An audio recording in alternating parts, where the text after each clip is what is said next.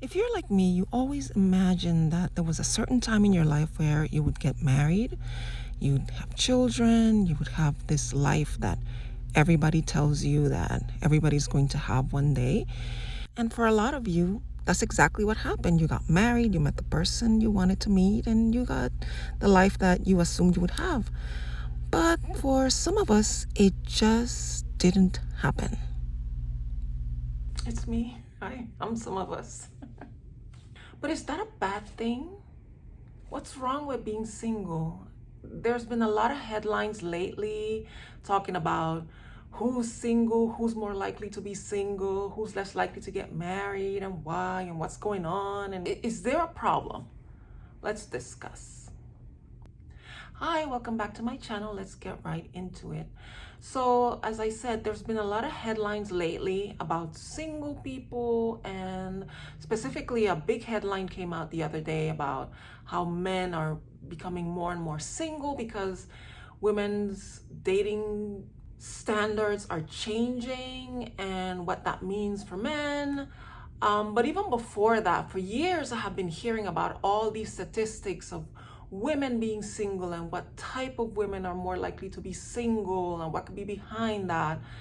But I wanted to do a quick little look at what marriage is and really how we ended up here.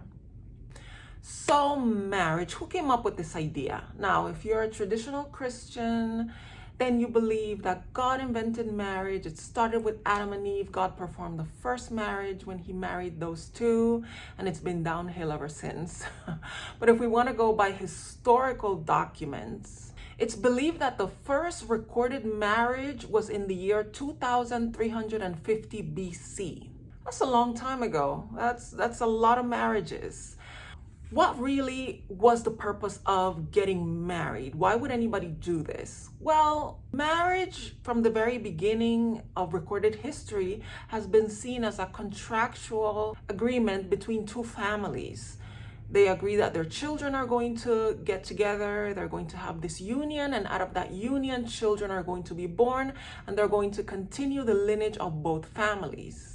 But in terms of the actual practicality of marriage, when you look at the actual benefits for each partner, it's pretty obvious. You know, women at the time, they weren't really working, they weren't very educated, so they needed somebody to provide for them financially. They needed somebody to provide a home for them, to bring food for her to prepare, to give her protection as a woman in the world. And for men, having a wife was basically having somebody who could ensure that his genetics would have immortality through the offspring that she would give him. And more than that, I mean, he could be out there just, having children with different women, but the benefit of marriage guaranteed that because she was his, then he could be sure that the children she was giving birth were his actual genetic heirs. This was before DNA testing. So it was very important for men to understand that they were raising their own flesh and blood through the wife that they acquired. But let's skip now to modern times. Why would anybody need the institution of marriage? I mean, think about it. Women today don't need a man to provide financially for her. Women today can work at pretty much any profession she's qualified for, and she can make any amount of money that she works for, meaning she doesn't need a man to survive, to have a roof over her head, to eat, to live in a safe, secure neighborhood where she's assured that she will be okay.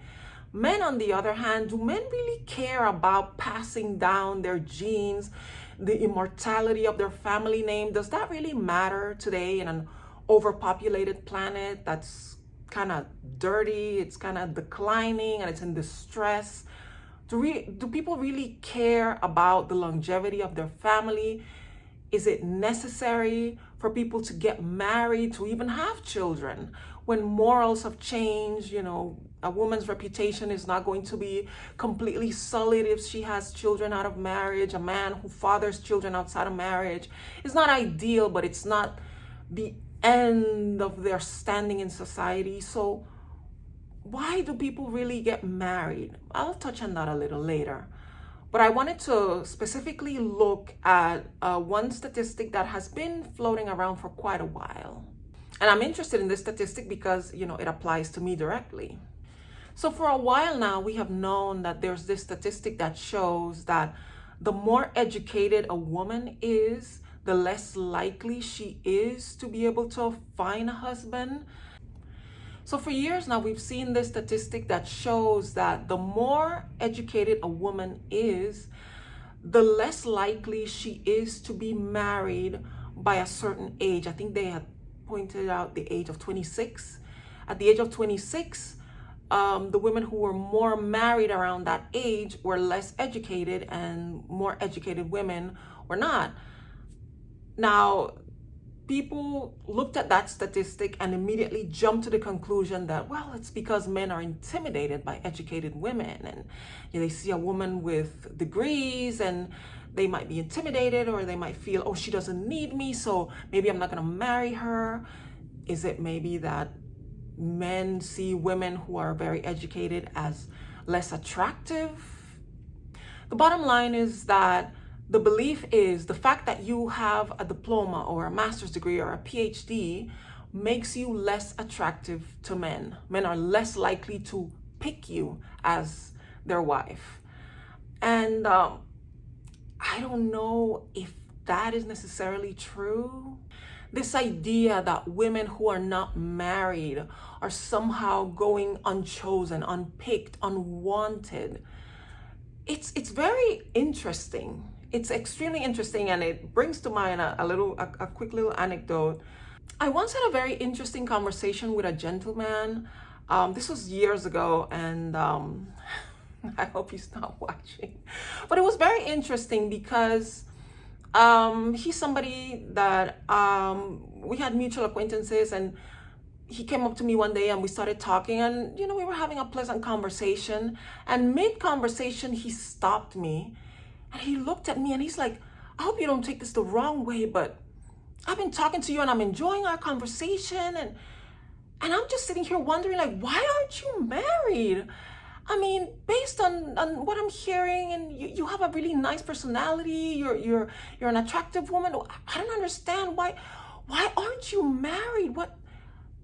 I think he wanted to ask, what's wrong? What's wrong? Why hasn't anybody picked you yet? And to make the whole thing even weirder, he immediately went, you know what? I'll date you. I'll take you out.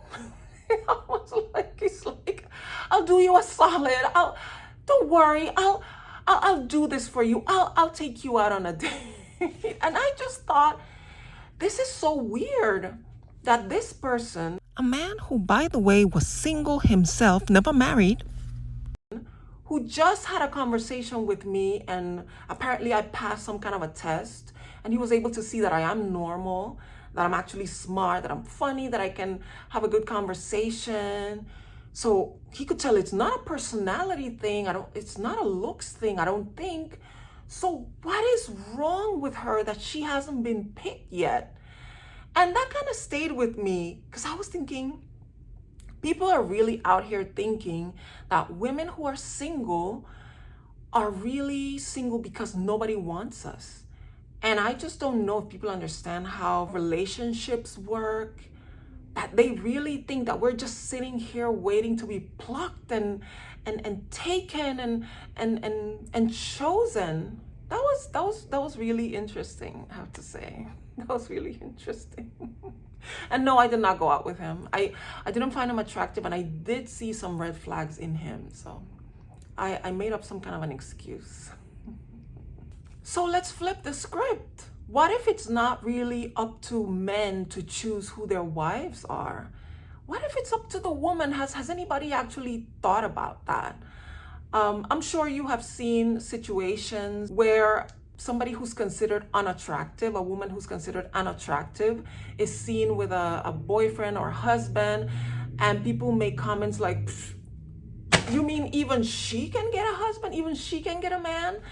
And first of all, that's very rude. Let's stop doing that. That's really not a very nice thing to say about people. But I have seen situations like that, and I remember talking to a friend of mine who made a similar comment, who said, you mean even she gets a boyfriend and I don't get one? And I remember sitting down and pointing at her and saying, okay, yeah, she gets to have that boyfriend. Do you want him? Do you want that guy? If that guy asked you out, would you go out with him? And she was like, no, I don't even think he's cute, and he looks okay. That explains it. She found him attractive, and when he approached her, she accepted his invitation. Women date and they marry people they consider to be acceptable for dating and for marriage. If a woman who is of a socioeconomic position where she's struggling financially, or she doesn't have the qualifications to get a good job, if she gets approached by a man who may not be somebody she may consider the most attractive or the most ideal spouse, if she's in a desperate situation, she's more likely to accept his invitation for a date, to accept his marriage proposal, and to end up paired up with him and having children. Is it possible that the more educated a woman is, the less likely she is to settle for someone she considers to be? Is it possible that because she can afford to have her own home, to eat good food, to do the things she wants to do to survive and even thrive in this world, she doesn't have to settle for the first guy who approaches her? Is that what's behind the statistic? I think yes. And even though studies show that the more education a woman has, the less likely she is to be married at the age of 26, studies do show that once she picks a partner and she gets married, she's more likely to stay married. Well, that sounds to me like the more time you take to pick the right partner, the more likely you are to choose the right partner for yourself. And this is true for other subsets of women in the population that studies show it takes them longer to find a spouse. For example, we see studies that show that Black women are less likely to get married at a certain age or even at any time. And we assume that that means, well, it's because nobody wants to marry a Black woman. That's not true, actually. If we use the analogy that we just used with educated women who are able to stave off picking a partner because they are doing pretty well, surviving and thriving in the world, well, we can apply the same thing to Black women. Black women, because of the circumstances we have found ourselves in from the time we arrived in this continent, Black women, I think, are the most adept at surviving. Even in the most dire situations, we are most likely to be resourceful, to survive, to thrive, to make it work however we can, because we haven't really historically had the support that other groups of women have had. And if that means that we don't have to jump into marriage, we don't have to settle, we don't have to right away find a spouse to survive in this world, that means we can put off the decision of finding a spouse. And it has nothing to do with our desirability, whether it's perceived or not. The more likely you are to find a way to survive in the world on your own, you are more likely to delay the decision of getting married. And that is a good thing. We need to stop looking at numbers of single people, particularly single women, as a bad thing. Oh, what is the problem there? What if there is no problem? You know what's a problem? Being married to the wrong person. If you are single and peaceful, how can we look at that and say, we need to fix that? We need to do something about that. We need to find you a husband. I think instead of just blindly encouraging people to find a partner up, get married, get somebody to spend their life with, instead of doing that, we need to encourage women and men to find your purpose in life, find your happiness, find your joy, find the kind of lifestyle that is going to ensure that you are going to be able to support a life that is mentally, emotionally, and physically advantageous to your health. because that is what we need more of anything in society. People who are happy, who are at peace, who are doing well mentally and emotionally. Oh, that is such a need for this society, and we need to encourage that. I'm all for that. So to answer the question of the title of the video, when is it too old to get married for the first time, or to just get married in general? Well, there aren't any solid numbers of what is too old. I saw a study that showed that if you get married between the ages of 28 and 32, that's kind of the sweet spot. That is the perfect place to find a spouse, because those tend to be the marriages that last the longest.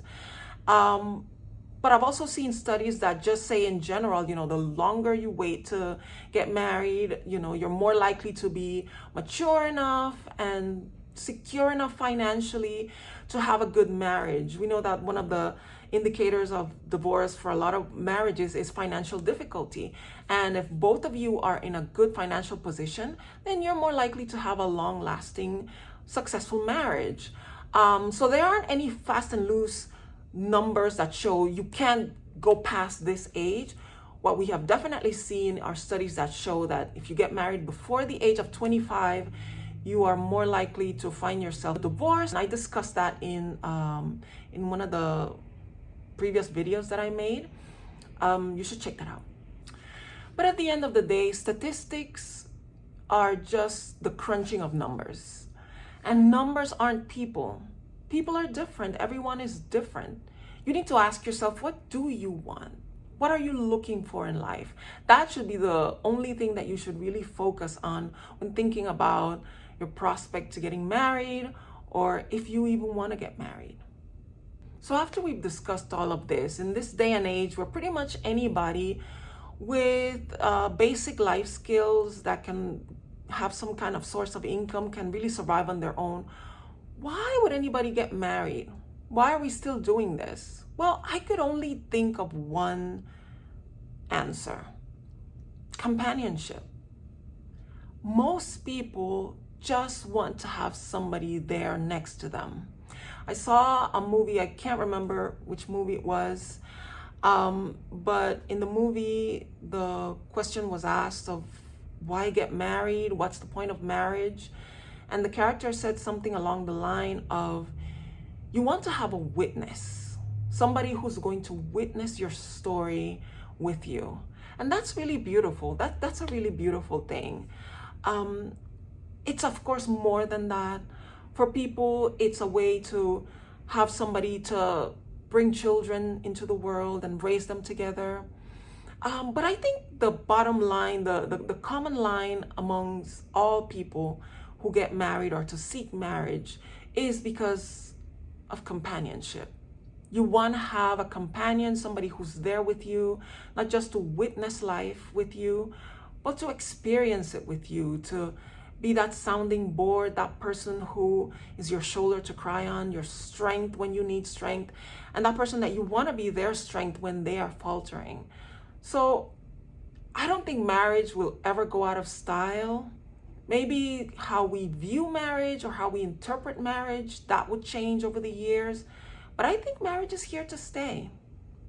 And so because we understand that marriage is a vehicle through which we find that companionship that we seek, I would say, if you want to get married, become the perfect companion.